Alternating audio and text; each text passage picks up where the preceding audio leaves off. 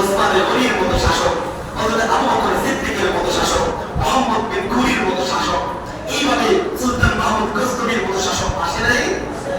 আল্লাহ বললেন ইন্নী আ'লামু, আমি জানি তো ফেরেশতা, তুমি বলতেছো ক্ষমতা পাইলে, খলিফা পাইলে সবাই রক্তপাত করবে, গোলাগুলি করবে, মারামারি করবে। না না, ইন্নী আ'লামু, আমি জানি আমার রসুল্লাহ অবতীর্ণ বান্দা কেমন হবে।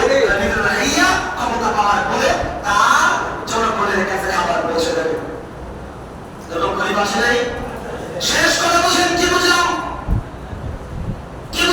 আল্লাহ যেন বললেন ফেরেশতা তোমার নজর ফেরাউনের দিকে, আমি আল্লাহর নজর নবী ইব্রাহিমের দিকে। ফেরেশতা তোমার নজর তো আবু জাহেলের দিকে, আমি আল্লাহর নজর তো আবু বকরের দিকে।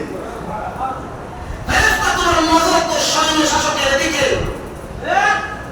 আমি আল্লাহর নজর তো ন্যায়নিষ্ঠ শাসকের দিকে।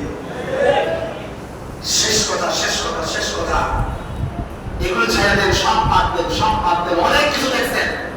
আল্লাহ আমাদেরকে বানানোর আগে মাসলাক বলছেন এর নেতা হবে, এরা কি হবে? আরে কথা বলেন, এরা কি হবে? আর কত শোষিত থাকবেন? আমি আপনার বিবেকের দুয়ারে প্রশ্ন রেখে কথা শেষ করতেছি। আল্লাহ বলছেন তোমাদেরকে বানিয়েছি খলিফা হওয়ার জন্য, এই দুনিয়ার জমিনে আল্লাহর হুকুম আহকামকে নাফিজ করার জন্য এই মধ্যে মানুষকে খলিফা বানিয়েছি।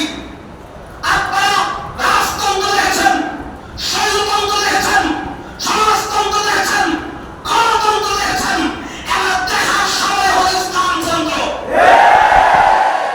আল্লাহ যে মর্যাদা আমাদেরকে সৃষ্টি করেছেন, সব তন্ত্র মন্ত্র বাদ দিয়ে এখন সেই ইসলামতন্ত্র প্রতিষ্ঠার সময় হয়েছে।